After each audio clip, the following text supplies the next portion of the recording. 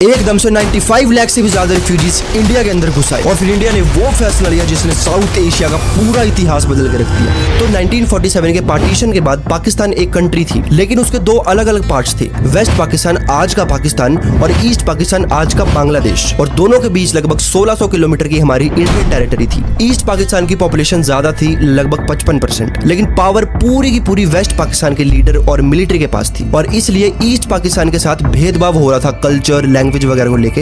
अब 1970 में पाकिस्तान का पहला जनरल इलेक्शन हुआ तो जुल्फिकर अली की पार्टी पाकिस्तान पीपल पार्टी ने 86 जनरल सीट्स जीती, और ईस्ट पाकिस्तान की अवामी लीग, जहां का लीडर शेख मुजीबुर रहमान था, ने क्लियर मेजोरिटी जीत ली 167 सीट्स। तो अब डेमोक्रेसी के हिसाब से पीएम शेख मुजीबुर रहमान को बनना चाहिए था, लेकिन वेस्ट पाकिस्तान के मिलिट्री रूलर जनरल याया खान और पॉलिटिशियन जुल्फिकर अली ने उसको पावर ट्रांसफर ही नहीं की, और ईस्ट पाकिस्तान में गुस्सा बढ़ने लगा, लोग सड़कों पर आ गए, दंगे वगैरह होने लगे, उधर का माहौल बहुत ज्यादा खराब हो गया था। तो अब इन दंगों को रोकने के लिए वेस्ट पाक मिलिट्री ने ईस्ट पाकिस्तान में बड़ा क्रैकडाउन शुरू कर दिया और मास में मर्डर करने लगे, मतलब इतने मर्डर करने लगे बहुत ज्यादा। तो ये सब होने के बाद, इस क्रैकडाउन के बाद, जो ईस्ट पाकिस्तान के लोग थे, जो रेफ्यूजीज थे, वो बॉर्डर से इंडिया के अंदर घुसने लगे, और जो ये लोग घुस रहे थे इंडिया के अंदर, उनका नंबर भी कम नहीं था। रोज के लगभग 50,000 प्लस रिफ्यूजीज इंडिया के अंदर घुसी जा रहे थे, और इतने कम टाइम में लगभग 95 लाख से भी ज्यादा रेफ्यूजीज इंडिया के अंदर घुस आए थे।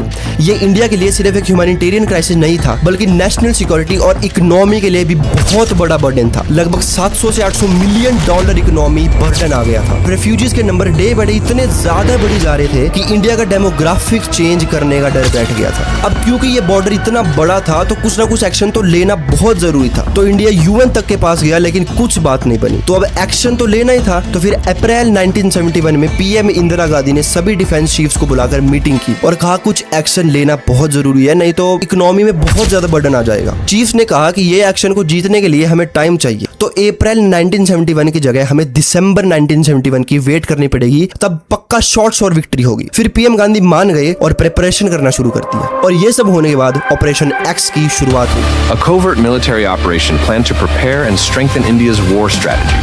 Operation X. अब पार्ट 2 में हम जानेंगे कि ऑपरेशन एक्स क्या था और अप्रैल की जगह दिसंबर में कोई एक्शन लेने का डिसीजन लिया गया।